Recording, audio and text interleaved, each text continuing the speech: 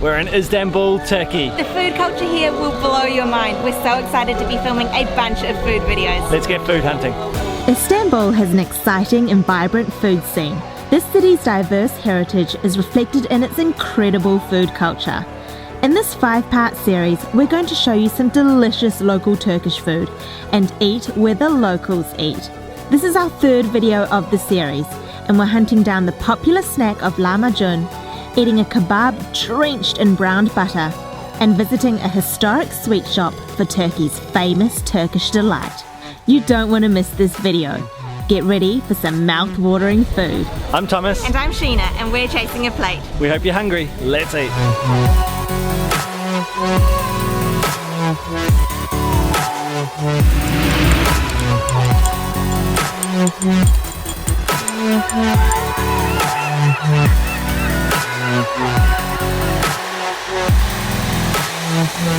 We're starting our food hunting day over on the Asian side of Istanbul, and the first thing we are going to eat is a thing called lahmacun. So lahmacun you'll often see described as Turkish pizza, but it is nothing like it. It has its really own unique identity and it is super delicious.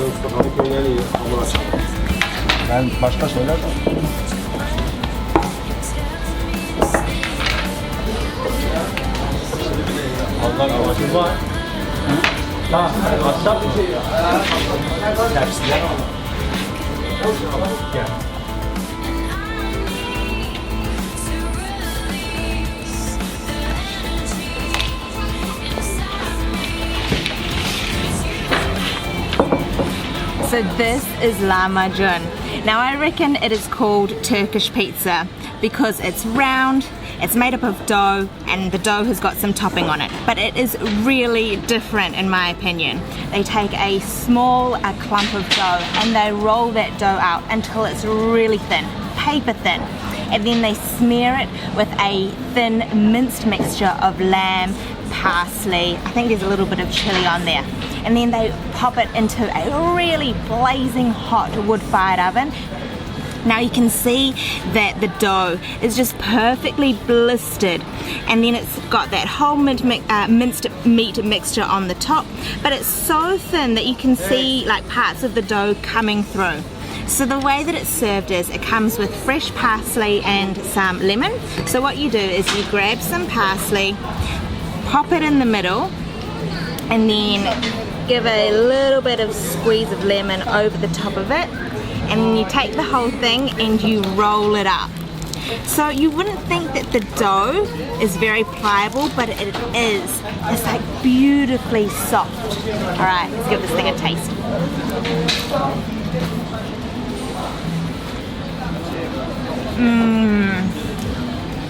Oh, that is so good. It is beautiful. The dough is so soft, but it has the perfect amount of crispiness. It's almost a little bit floury, but in a pleasant way. And the minced meat mixture, the lamb, it's got so much flavor. And there's just enough on there. There's the perfect balance of meat and dough. This is good. My initial bite didn't get any of that parsley in there, so let's go for another one.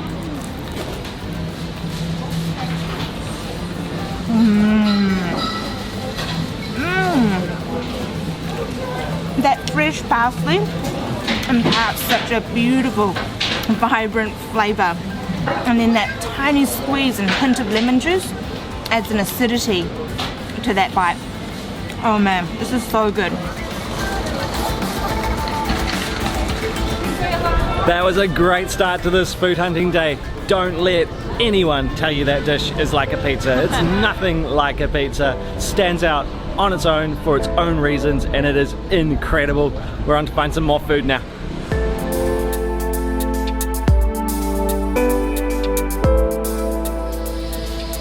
Our next stop is taking us down near the coast, and how beautiful is this city. So I'm going to show you some shots of this beautiful coastline before we start eating again.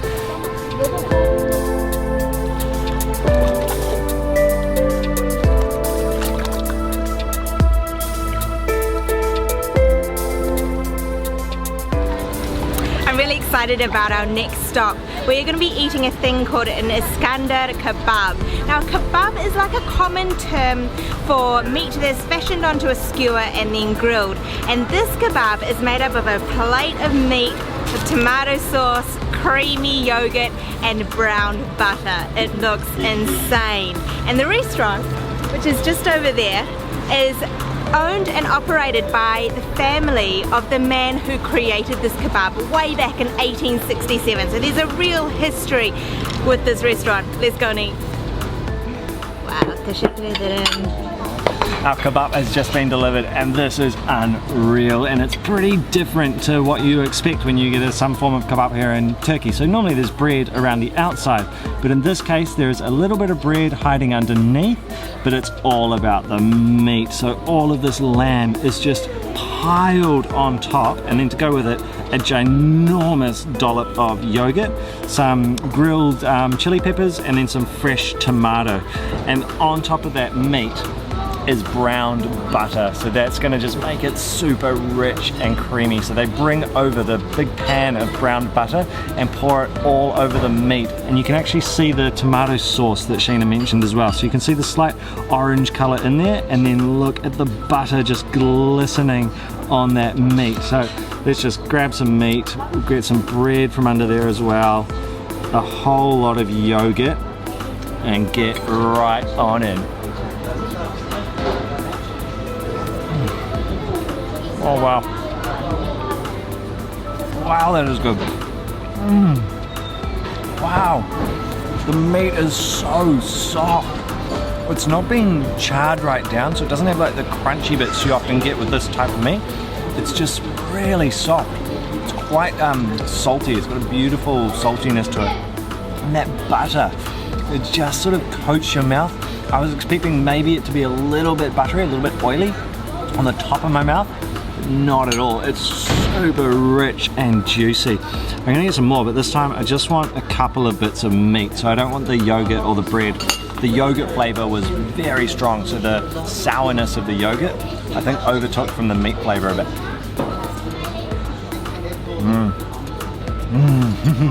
Oh yeah.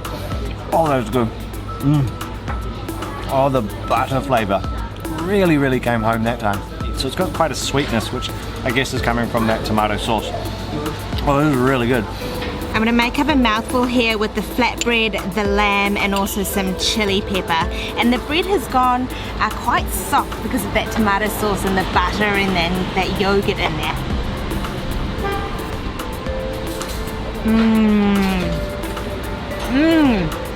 That's really good. It's very rich from that butter, creamy from that yogurt. But then you can really taste the flavor of the meat. That's delicious. And we're also washing it down with a drink called shara, and it's a slightly fermented grape juice, sweetened grape juice, and this is sort of the traditional accompaniment. Cold, sweet, refreshing, a tiny little bit bubbly. It's a perfect thing to go with this. Look how all that butter is just sitting in the bottom of the plate now. So I'm gonna grab some more meat and that really soggy bread, get it right through that butter, super oily.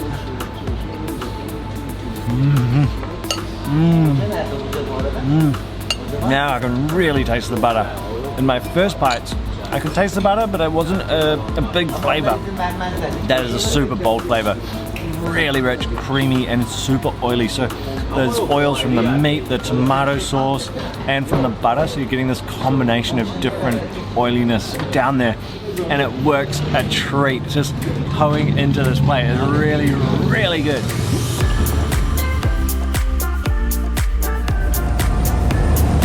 No day in Istanbul is complete without a ferry ride or two. So now we're catching the ferry from the Asian side back over to Europe, where we're going to continue our food hunt.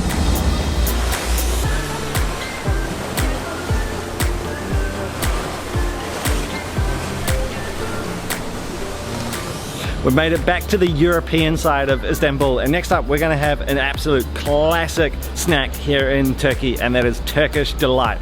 Now you will see this stuff piled up all over the city in the windows of shops. Massive piles of colourful Turkish Delight, but we're not going to one of those places. We're going to go to this really traditional place here that's been around since 1926. You won't see those vivid colours here from food colouring. It's all natural, and this stuff is really, really good. Let's go grab some. Merhaba. Merhaba. Pistachio and mint. Teşekkür ederim.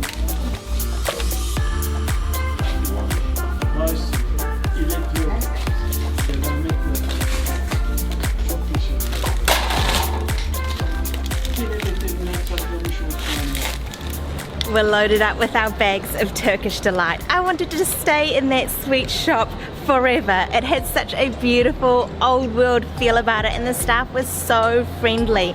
They had these gorgeous huge candy jars filled with sweets, tons of Turkish Delight, and they even had big pots of homemade jam, so you can take your own jam jars from home and then get them to fill it up.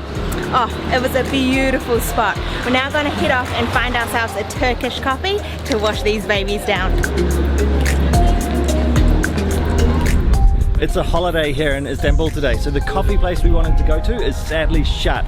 It's known as one of the best places to get a Turkish coffee here in Istanbul, so that is why we wanted to go to that particular place. So we've scrapped the coffee idea. We're going to do the next best thing here in Turkey, and that is tea. They have these brilliant little street side cafes, just little mini cafes right on the footpath. We're going to grab a tea there.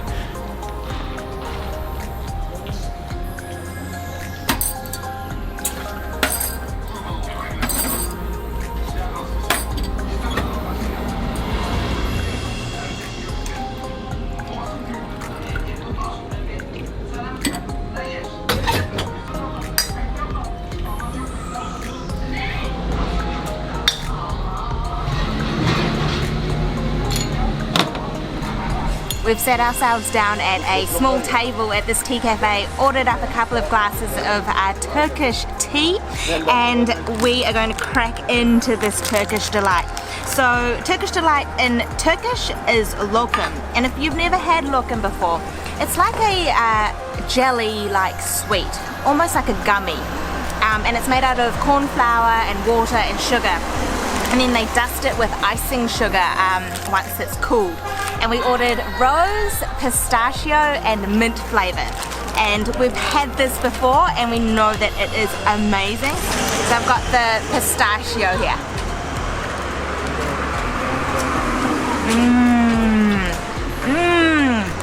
It's beautiful. The flavour of the pistachios is really strong. So a really earthy flavour. And the pistachios still have a bit of crunch. They're not soft, they're quite crunchy. And then the texture of the Turkish Delight, or the lokum, is really sort of a little bit sticky, tiny bit chewy, but very soft. And it's very sweet. So this tea is going to go perfectly with it. So they like to serve their tea with sugar, the Turks, so I'm going to pop the 2 sugars in because I find that the tea can be quite strong and quite bitter. So we'll just give that a bit of a stir.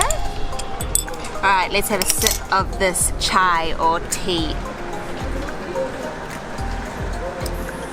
Oh yeah, that's really good. So it's very strong, quite bitter. And I don't know if Thomas mentioned, but drinking tea is like a national pastime in Turkey. People stop and have a cup of tea like all throughout the day, right from the early morning right through to the evening, late at night. And both of us have really gotten into this pastime. It's really nice to just take a moment out of your day, sit, watch the world go by, sip your tea. And this is a perfect combination. So you've got the really sweet Turkish Delight and then the bitter tea to wash it down. I am going to grab a piece of mint Turkish Delight, and this is my favourite flavour for Turkish Delight by a long way. I've got great memories of Turkish Delight as a young boy eating it because it was a bit of a treat in my family. Both my parents and my auntie and uncle came to Istanbul in the 70s. They got a taste for Turkish Delight back then, so it was always the treat thing we had on our family dinner table for after a meal. Let's try this mint.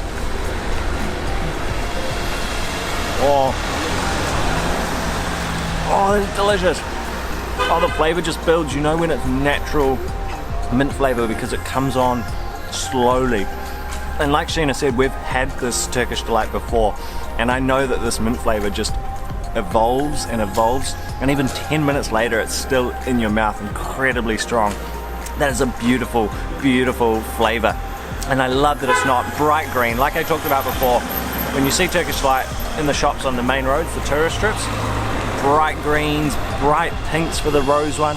These are not like that at all. They're just very subtly colored, little flecks of mint in the mint one, and the taste is absolutely incredible. So if you're here in Istanbul, you've definitely got to have a taste of Turkish delight, and make sure you get it from this place or one of the few places like this one. But this place does an incredible version of Turkish delight. They're really good. Another great day of eating here in Istanbul, and we're finishing with one of the Turkish delight places behind us that I've talked about a couple of times. So the colourful stuff piled up on the touristy strips. So don't go to one of those, go to where we did. This place is incredible for food though. Thank you so much for watching. We really hope you enjoyed this one. Remember to hit the subscribe button. We've got tons more food videos to come. Pop a comment down below, say hi, give us a thumbs up, not a thumbs down.